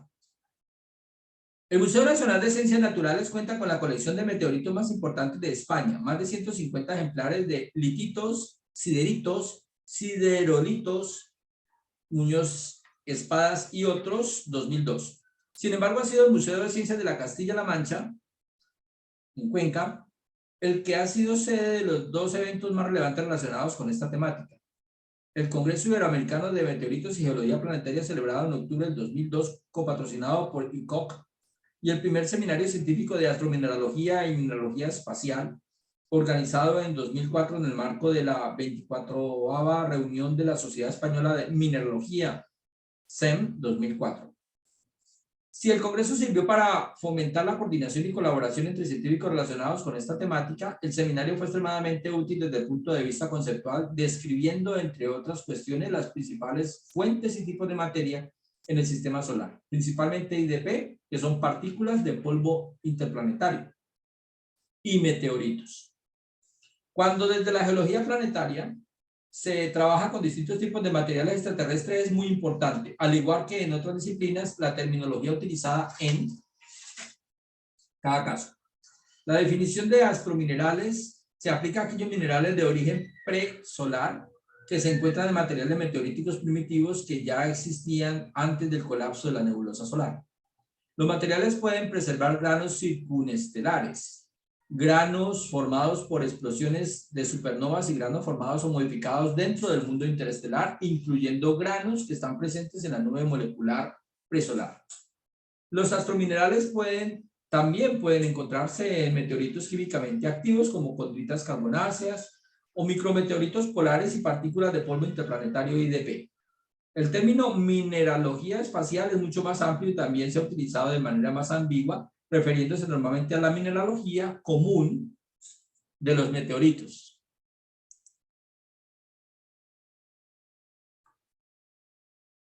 Sin esta connotación temporal primigenia y a materiales identificados en otros planetas, por ejemplo, hematites, jarosita, de Marte, o minerales lunares. Los trabajos que se realizan habitualmente sobre astrominerales presentes en el IDP incluyen estudios de materia orgánica, siendo el carbono predominantemente amorfo y parcialmente grafítico. Nanodiamantes, que constituyen el tipo más abundante de granos presolares de meteoritos condríticos con un tamaño entre 1 y 10 nanómetros de diámetro. Otros granos presolares presentes en meteoritos muy primitivos, diamantes, carburo de silicio, grafito, corindón y nitruro de silicio. Silicatos, principalmente fosferita y enstatita, y silicatos vítreos conocidos como GEMS, que son vidrios embebidos en metales y en sulfuros. Sulfatos. Sulfuros de hierro-níquel, principalmente pirrotina, pobre en níquel, pentlandita, troilita, esfarelita. Recientemente se han descubierto un sulfuro de ferroníquel con estructura cúbica de tipo espinela con una composición similar a la pirrotina y pentlandita, aparentemente cercana a la pirrotina hexagonal. Quiero aquí enfatizar que muchos de estos minerales son conocidos y son muy antiguos y reconocidos en la Tierra y se están hallando. Hay otros que necesitan nombres nuevos pero ya están dentro del catálogo. Pero si el trabajo que tienen que realizar los geólogos planetarios sobre este polvo, el IDP, es importante, sobre todo en colaboración con investigadores complementarios en astrofísica, astroquímica y espectroscopía. Los relacionados con meteoritos son los que sin duda han caracterizado los estudios de materia extraterrestre a lo largo de estos últimos 200 años de estudio de meteoritos. Antes de abordar su tipología y clasificación, parece procedente comentar algunos aspectos históricos y de procedimientos de trabajos en su investigación. Los meteoritos son fragmentos de asteroides y planetas que viajan por el espacio y chocan contra la superficie de la Tierra o de cualquier otro cuerpo planetario donde son recogidos.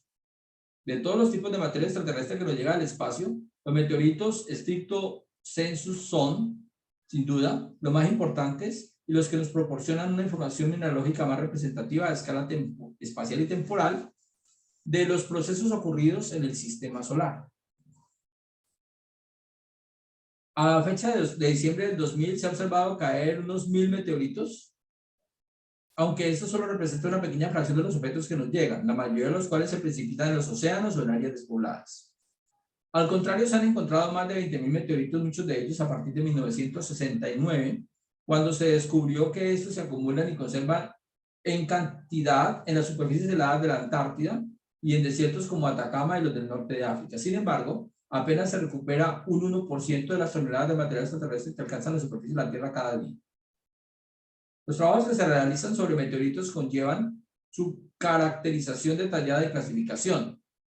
Esta es una labor que habitualmente el especialista de geología planetaria debe ser capaz de realizar en toda su complejidad. A veces la clasificación de un meteorito no es sencilla. La mayoría de los meteoritos que se observan en la atmósfera, incluso cuando alcanzan la magnitud de una bola de fuego, no llegan a impactar en forma de meteorito. Por ello es importante que exista una supervisión y asesoramiento científico de los geólogos especialistas en estos temas, sobre todo en eventos de repercusión social en la que se pueden asignar errores conceptuales importantes, tales como, por ejemplo, los que se relacionan de manera directa con meteoritos e incendios.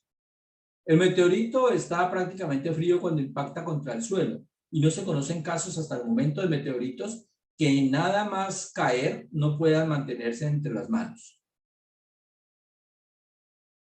En todos los estudios sobre meteoritos es esencial para el geólogo planetario determinar, en primer lugar, si se trata de una caída con evidencias de impacto o delante de testigos, o si, por el contrario, el ejemplar meteorítico simplemente se ha encontrado, lo que se conoce como un hallazgo.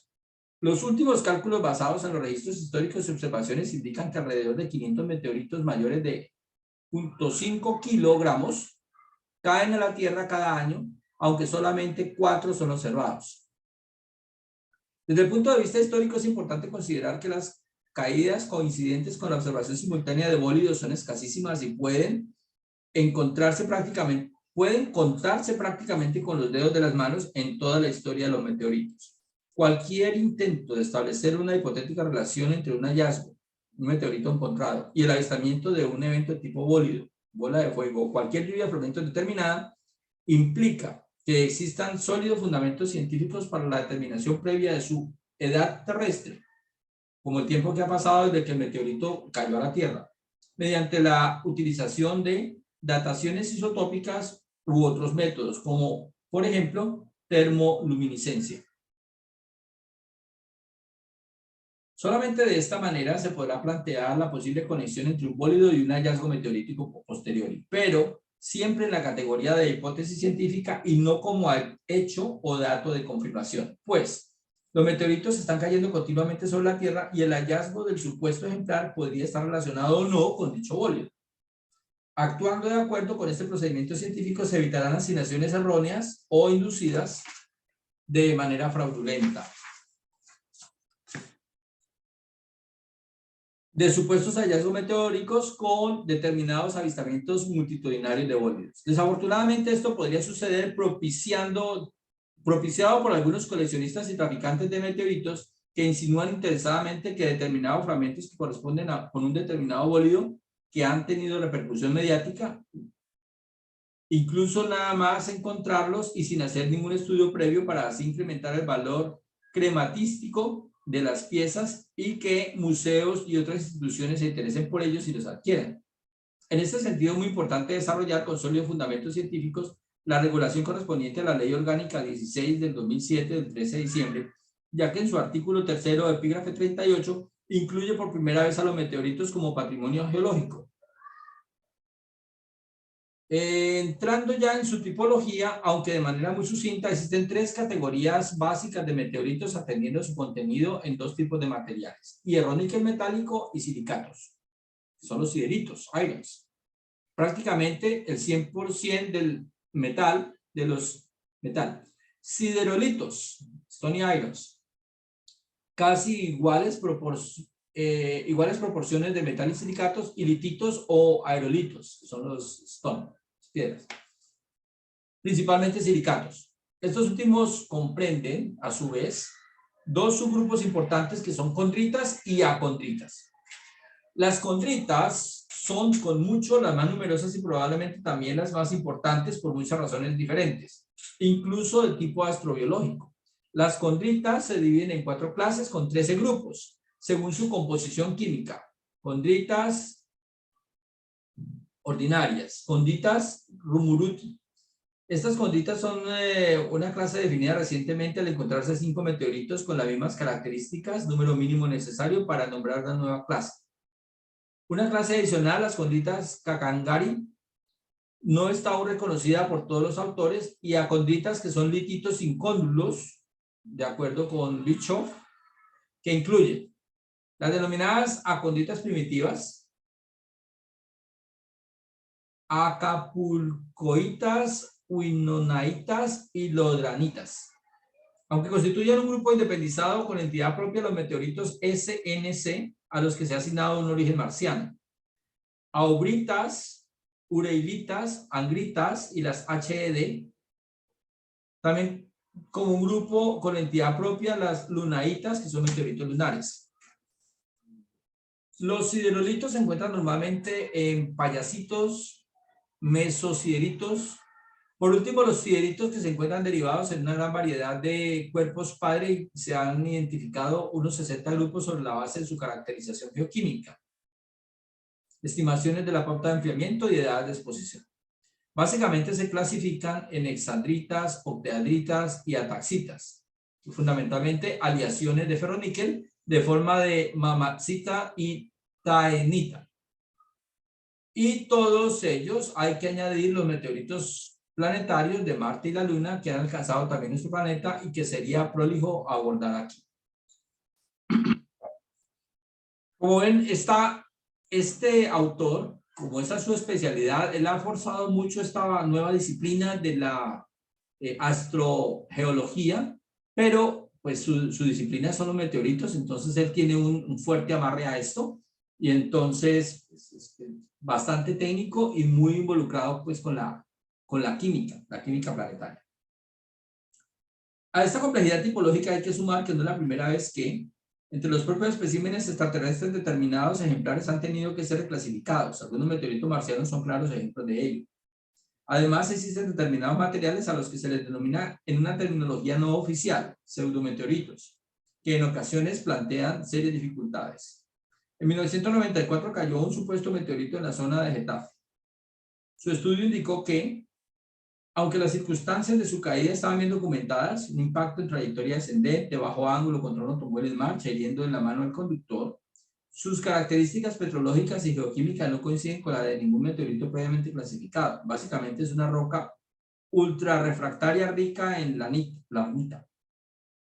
Por ello se clasificó por nuestro equipo de investigación como pseudometeorito y ha sido objeto de un informe especial de la Meteoritical Society, en que específicamente se citan como referencia internacional en nuestros trabajos. En relación con el pseudometeorito de Getafe, también es importante destacar la investigación sobre una roca ultrarrefractaria en Granada, Colorado, Estados Unidos, llevada a cabo por investigadores del Departamento de Geociencias de Fort Hays State University. Recientemente la colección del Museo Nacional de Ciencias Naturales ha sido objeto de un artículo recopilatorio de la información existente sobre meteoritos y ha recibido 2 entradas de ejemplares, una condrita L6, Villaveto de la Peña, y una eucrita BR en Puerto Lápiz. correspondientes a hallazgos meteoríticos que se han relacionado con los bólidos del 4 de enero del 2004 y 10 de mayo del 2007.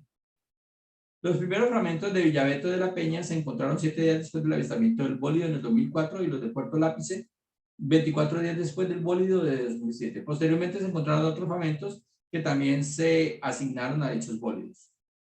En general, en España los estudios específicos sobre meteoritos son desafortunadamente aún muy escasos, con contadas excepciones como el Centro de Astrobiología de las Universidades Complutense de Madrid y de Barcelona. El Museo Nacional de Ciencias de Madrid y de Ciencias Naturales de Tendilla. Por poner ejemplos directos de trabajo que se realiza sobre estos temas, estos incluyen estudios generales de clasificación de meteoritos, estudios mineralógicos, cristaloquímicos y espectroscópicos de IDP y partículas de polvo interestelar, caracterización de condritas carbonáceas y ordinarias y mesosideritos aplicando técnicas mineralógicas y geoquímicas clásicas y de espectroscopía Raman e infrarroja, estudios de la interacción de determinadas bacterias con meteoritos, fundamentalmente sideríticos, y análisis comparativos de la influencia de la radiación UV en meteoritos de determinadas rocas primitivas terrestres como comatitas. Marino, ¿me ayudas un poquito? Bueno, Alberto, quería comentar algo antes de eso. Allí dice algo que en España, a partir de diciembre 13 de 2007, se impuso una legislación sobre meteoritos como patrimonio nacional. Meteorito que cae en España es meteorito que es considerado patrimonio nacional. En Colombia no existe legislación semejante. Lo que sí existe es una legislación para los restos arqueológicos. Quien se encuentre un resto arqueológico no se puede quedar, ni lo puede vender, ni lo puede comerciar. El resto arqueológico es patrimonio nacional. Lo correcto es irlo y llevarlo a no sé dónde. Ahí sí yo no sé dónde, pero hay que llevarlo en una parte. En Colombia no hay legislación sobre meteoritos. Otra cosa es que ellos hablan de los meteoritos lunares marcianos y hablan también del comercio de meteoritos. Pues nos contaba alguien que sabe mucho del tema, que estuvo aquí en Colombia hace algunos años porque es comerciante de meteoritos, que un meteorito lunar puede costar $1.000.000. Un fragmento de 1 centímetro cúbico, estamos hablando de una piedrita, esas que uno encuentra en la calle, puede costar $1.000.000. Increíble. Y ya para terminar, si este personaje se queja, ahora último, en el último párrafo que leíste, pues del apoyo tan pobre que tiene este tema de los meteoritos allá en España, ¿se podrán imaginar el apoyo que recibe ese tema aquí en Colombia? Cero. Esos temas se estudian de manera muy marginal, porque ya hay instituciones que hacen análisis de meteoritos. Cuando en Cali cayó el meteorito del 2007, en Colombia no había quien estudiara meteoritos, por eso tuvimos que recurrir a alguien de España. Muy bien, era eso, Álvaro. Si alguien tiene algún comentario. Sobre el meteorito de Cali, ese fue enviado a Barcelona, creo, ¿cierto? A que lo hicieran. Sí, ese estudio lo hizo un científico que se llama Trigo. José María Trigo. Y el tema de él son los meteoritos. Y el personaje esto nos hizo una orientación exquisita desde España de cómo proceder. Y así como él nos lo indicó, pues así procedimos. Efectivamente. Debe ser muy amigo de este Frías, ¿no? Pues porque tienen ese tema en común. Sí. Muy bien. Investigación de cráteres. Habían... A ver, hay algunos comentarios que dicen que Gilberto no lograba entrar. Yo supongo que ya entró, ¿cierto? Yo como que le di entrada tarde. Me disculpan si me demoré. El documento habla sobre composición y clasificación de meteoritos, sí, entre otras. Si es geoastronomía enfocada a meteoritos, sí. Le faltó la tilde. Sí, es geoastronomía enfocada a meteoritos, pero es un campo de muchos. Sí, seguramente de muchas ciencias, de muchas áreas que se encuentran allí. Muy bien, investigación de cráteres y eventos de impacto meteorítico. Los impactos meteoríticos constituyen probablemente los episodios geológicos más extendidos en el sistema solar, y su estudio desde la geología planetaria tiene multitud de implicaciones relacionadas con aspectos muy diversos, desde los propios procesos de acreción planetaria a la búsqueda de vida en Marte. Figura 2. Las colisiones contra la Tierra han jugado un papel geológico muy relevante en el modelado de la evolución planetaria. Unos pocos ejemplos Unos pocos ejemplos: el calor generado por los impactos se supone que contribuyó a la desgasificación y deshidratación de la temprana corteza terrestre rica en volátiles, favoreciendo así la formación de las primitivas atmósfera e hidrosfera. Grandes impactos pueden haber participado en la ruptura de determinadas áreas corticales, contribuyendo a la apertura de las zonas de rifts oceánicos y posiblemente a la formación de corteza continental anómala, como es el caso de Islandia. Los anillos y las zonas elevadas centrales de varias estructuras de impacto en depósitos sedimentarios han servido de reservorios de petróleo y gas susceptibles de ser explotados, y también de grandes mineralizaciones de cobre níquel, como la cuenca del Sudbury en Canadá, que están relacionados con el gigantesco impacto que tuvo lugar en el Precámbrico. Los impactos en la primitiva Tierra, particularmente por cometas, pudo haber aportado los compuestos orgánicos necesarios para el comienzo y evolución de la vida. Un número importante de extinciones de plantas y animales a través de toda la historia geológica de nuestro planeta están ligadas a efectos globales resultantes, entre otras causas, de grandes impactos meteoríticos. Los cráteres también son indicadores de la energía de un cuerpo planetario. Así, la Luna, sin actividad geológica, no dispone de energía suficiente para remodelar su superficie, por lo que permanece intensamente craterizada. Por el contrario, nuestro planeta ha sido capaz, gracias a la actividad geodinámica interna y externa, de modificar sus rasgos corticales, por lo que muchísimas estructuras colisionales han desaparecido. Entonces vemos ahí la gráfica 2, la figura 2, con el cráter Giuseppe, muy estudiado en Marte, ¿no? Allí en ese cráter han descendido varias sonditas. Se trata de un cráter de impacto meteorítico en Marte con un diámetro de aproximadamente 150 kilómetros. ¿Eso es de aquí a Tuluá más o menos, o qué, Albert? Señor, perdón. De aquí a Tuluá, el cráter Giuseppe, 150 kilómetros de diámetro. Es la distancia que separa Cali y Buenaventura. Cali y Buenaventura, imagínate. 120 y pico, sí, es un poquito más, pero ese Giuseppe es el que se reconoce ahora también como un antiguo cuerpo de agua que tiene una entrada, un río de entrada y un río de salida. Correcto, allí cayó. Y hay unos depósitos en forma de abanicos muy interesantes, por eso hablábamos de procesos gravitacionales en forma de abanico. Uno de los rovers de Marte aterrizó, o amartizó más bien, ¿no? No aterrizó, sino amartizó allí en Giuseppe. El Spirit. El Spirit, qué bien. Sí. Es decir, si uno está en el cráter Giuseppe, no se daría cuenta que está en un cráter. No, se daría cuenta. Hubiera sido un gran lago, un lago gigante. Claro, el horizonte está por debajo, en fin. Por último, decir que algunos cráteres de impacto en Marte, por ejemplo, Giuseppe, figura 2 y 3, constituyen zonas privilegiadas de exploración geológica y astrobiológica. No es casualidad que el robot Spirit haya amartizado precisamente en esta zona, lo que decíamos. Los estudios de geología planetaria sobre este tipo de eventos, a veces con consecuencias catastróficas, deben tener en cuenta su componente temporal en el registro geológico. Nuestro planeta está en interacción constante con el espacio exterior, y la frecuencia con que los meteoritos alcanzan nuestro planeta decrece, afortunadamente, según aumenta el tamaño de los impactores. Se ha estimado que, por término medio, una vez cada pocos cientos de años la Tierra es alcanzada por un objeto de unos 70 metros de diámetro. Cada 10.000 años nos golpea un objeto de unos 200 metros, y cada millón de años se produce el impacto de un cuerpo de más de 2 kilómetros de diámetro. Por último, cada 100 millones de años tiene lugar una catástrofe como la que sucedió en el límite KT. Recuérdanos, KT es cuaternario terciario, ¿qué es?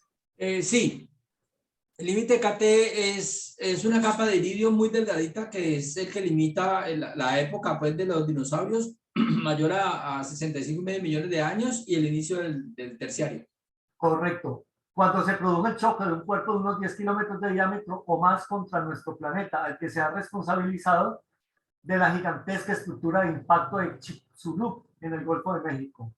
En la actualidad se han identificado, de acuerdo con Spray y Haynes, alrededor de 100 estructuras de impacto, con diámetros de unas decenas de metros hasta cientos de kilómetros. En España no existen estructuras confirmadas de impacto, y hasta el momento la única capa de registro sedimentario en España para la cual se ha demostrado de forma inequívoca su relación con un impacto meteorítico es la capa de arcilla del límite Cretácico terciario. El mayor meteorito caído en España del que se tiene referencia es el de Molina, De Segura, Murcia, con un peso original estimado de 144 kilos. Su espectacular impacto el 24 de diciembre de 1858 a las 14:45 pudo seguirse detalladamente gracias a la extraordinaria documentación que se conserva en el archivo del Museo Nacional de Ciencias Naturales de Madrid, considerándose uno de los ejemplares españoles de mayor interés histórico. Bueno, allí valga un pequeño paréntesis, Albert. Pregunta: ¿se conoce algún impacto, algún cráter de impacto meteorítico aquí en Colombia, Albert? No reconocido, no. Hay uno que está en puertas de ser reconocido, ¿no? El de Vichada. Sí, pero yo he escuchado sobre él, no lo conozco, nunca he estado allá, pero podría ocurrir y es que debe haberlos. Lo que pasa es que bajo la selva es muy improbable que los encontremos. Entonces hay uno que todavía no ha sido oficialmente reconocido, pero tiene todas las características de ser una estructura de impacto. Se llama el cráter Vichada y cuando uno ve la imagen lo descubrieron a través de Google Earth. Y a través de esa imagen uno puede ver cómo el río Vichada fue desviado. Es clarísimo allí el anillo, el impacto Vichada se llama. Y aquí en Colombia, ¿cuál ha sido? En eso le ganamos a España. ¿Cuál ha sido el mayor meteorito que ha caído aquí en Colombia? Albert, ¿lo recuerdas? El meteorito Santa Rosa. Santa Rosa de Viterbo. De Viterbo, en el siglo XIX también, igual que este que cayó en España en 1858, ese siglo XIX, en Colombia también fue el siglo XIX, no recuerdo de qué año, porque Colombia tiene dos meteoritos oficialmente reconocidos por la Oficina Internacional de Meteoritos, que es el meteorito de Viterbo, de Santa Rosa de Viterbo del siglo XIX, que pesó más de 1 tonelada. El de España, el más pesado, tiene 144 kilos, o sea que sobrados nosotros. Y el segundo oficialmente reconocido es el meteorito Cali, que tiene como 10 gramos o 15 gramos. Pero bueno, ahí estamos en las estadísticas. Está reconocido como meteorito, claro que sí. Sí, solamente dos oficialmente reconocidos en Colombia y Cali tiene pues la dignidad de tener uno de ellos. Y entre otras, pues echémonos allí un poco de cepillo, gracias al trabajo que hicimos los aficionados aquí en Cali, bajo la orientación del que hablábamos ahora, de José María Trigo. Muy bien, continuando con la lectura, desde enero de 2000 en que España se incorporó al programa IMPACT de la European Science Foundation en el Laboratorio de Geología Planetaria, se vienen realizando estudios de todo este tipo de eventos de impacto que cubren aspectos de campo y laboratorio. Es importante indicar que en nuestro país, geólogos, fundamentalmente de la Universidad Complutense de Madrid, CSIS, Universidad de Granada, Universidad de Zaragoza y Museo de Ciencias Naturales de Tenerife, ya habían abordado y lo siguen haciendo con excelentes resultados el estudio de estos eventos, fundamentalmente desde el punto de vista geológico, geoquímico y paleontológico. Nuestros trabajos se iniciaron con la realización de un primer estudio sobre el registro de eventos de impacto en la península ibérica, enfocada específicamente en la investigación de la controvertida estructura de Azuara y de una revisión detallada sobre las huellas geoquímicas de impacto en rocas terrestres. Actualmente se centran en la investigación geológica de determinadas estructuras inequívocas de impacto, el estudio de fases de alta presión mediante técnicas mineralógicas clásicas y espectroscópicas Raman y espectroscopía Raman, la investigación sedimentológica y geoquímica del límite Kate en las fases de plataforma marina somera del área de Cantabria, estudios de simulación de laboratorio de impactos controlados, estudios comparados de estructuras estudio comparado de estructuras confirmadas y no confirmadas de impacto como análogos terrestres para la exploración de Marte. Análogos terrestres de exploración planetaria. A pesar de la ingente cantidad de datos geomorfológicos y geofísicos obtenidos gracias a las misiones espaciales, existe una gran ambigüedad en la interpretación de ciertos rasgos geológicos de sus superficies. Y aquí la importancia de disponer de modelos terrestres, geología, geoquímica, mineralogía, metalogenia, etc., basados en el conocimiento de los procesos desarrollados en nuestro planeta, que nos permite extrapolar su funcionamiento a otros cuerpos planetarios. Por ello, la geología terrestre tiene muchas de las claves para la exploración de otros mundos y el estudio de los denominados análogos terrestres. Y el estudio de los denominados análogos terrestres está siendo fundamental, por ejemplo, para la exploración de Marte o Europa, como también está siendo la utilización de cámaras de simulación planetaria. Todo indica sobre los últimos resultados de las misiones MER, Marte Express y Phoenix, que en Marte es extremadamente importante, tanto para la interpretación de determinados modelos geológicos y mineralógicos superficiales, como desde una perspectiva astrobiológica, la conexión vulcanismo-agua, así como diferenciar claramente desde el punto de vista de la exploración si las interpretaciones y modelización se basan en los sistemas geológicos antiguos o actuales. Figuras 4-6. Todos aquellos minerales relacionados con el agua en cualquier contexto, desde avaporíticos a hidrotermales, son auténticos geomarcadores. Son muchos los sistemas terrestres que están siendo explorados desde esta perspectiva. Desde la Antártida a las áreas con actividad hidrotermal submarina de los fondos oceánicos, de los desiertos de Atacama, los ríos ácidos de la faja pirítica o de las mineralizaciones del CE peninsular a los cráteres canadienses, entre otros. En el caso del Centro de Astrobiología, los trabajos relacionados con análogos terrestres tienen como proyecto emblemático, sin duda, el área del río Tinto. En nuestro laboratorio y en el marco de la unidad asociada a SCIS, Universidad de Valladolid, los trabajos cubren en colaboración estrecha con muchos otros colegas e instituciones varios aspectos temáticos y zonas geodinámicas. La caracterización de aspectos mineralógicos y paragenéticos del sistema ácido superficial y subsuperficial del río y subsuperficial de Río Tinto, en colaboración con especialistas en robótica, microbiología, química prebiótica y ecología microbiana, Proyecto Marte.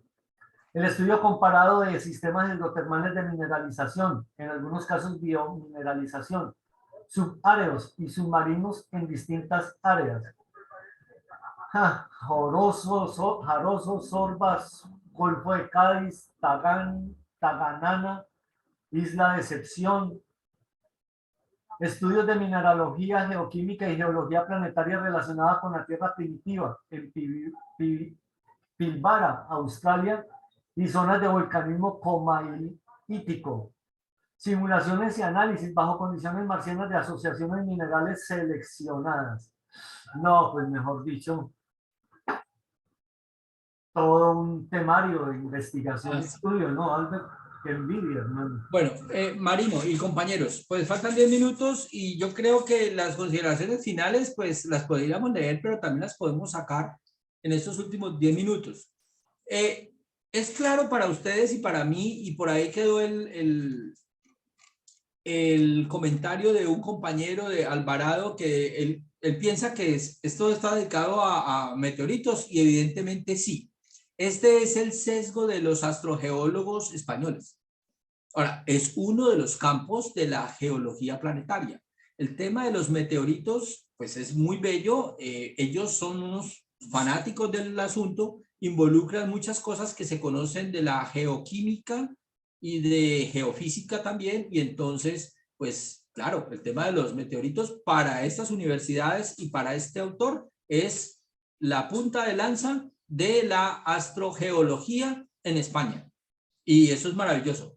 No es la única. Hacia el final, los últimos párrafos que Marino Guarín lee, pues está reconociendo que también hay otros escenarios donde también se hace investigación, volcanes comatíticos, por ejemplo, y hay otros escenarios que en la Tierra y en Marte se están asociando. Y claro, para entender Marte, para entender Europa, para entender Io, para entender el vulcanismo de Io y otros volcanes que no son necesariamente de lava y magma, sino volcanes de metano y otras cosas, pues se necesita entender el fenómeno volcánico en la Tierra.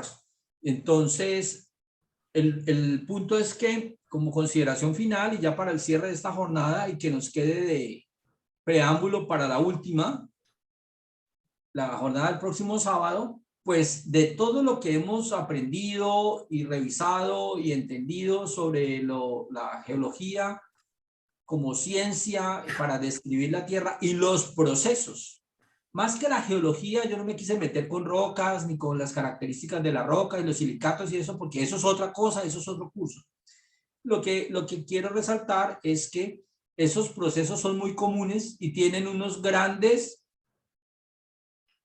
tienen unos mecanismos comunes y unos grandes motores, ¿sí? En particular, en el caso de la Tierra, es el núcleo de la Tierra que con sus características, con su temperatura y su composición química y la velocidad de rotación de la Tierra que está asociada, pues entonces crea todo lo demás y de ahí se desprende todo lo demás. Hay planetas que no son así, que tal vez fueron así, pero ya no, perdieron su campo magnético, perdieron su atmósfera, o pues han sucedido cosas diferentes. Sin embargo, las explicaciones que se proponen para estos planetas hermanos a la Tierra y otros, pues entonces tienen que, ¿cómo decirlo? A ver, yo quisiera, voy a usar estas palabras, tienen que explicarse en los términos y con las palabras que usamos en las ciencias planetarias y geológicas. ¿Sí? No podría salirse de allí. Entonces, si se trata de una roca, si se trata de de una nueva combinación, de un óxido raro, de un sulfuro, un silicato extraño, pues entonces, igual. La palabra comatita a mí me llama mucho la atención porque comatita es una roca ultramáfica muy rara. Las rocas ultramáficas, que son silicatos oscuros, ferromagnesianos oscuros, la, la, la roca más profunda, que es basada pues la molécula de silicio, es el cristal se llama peridotita, es el olivino. El olivino pues es típico de las zonas más profundas de la cámara magmática en el volcán, pero es una roca intrusiva.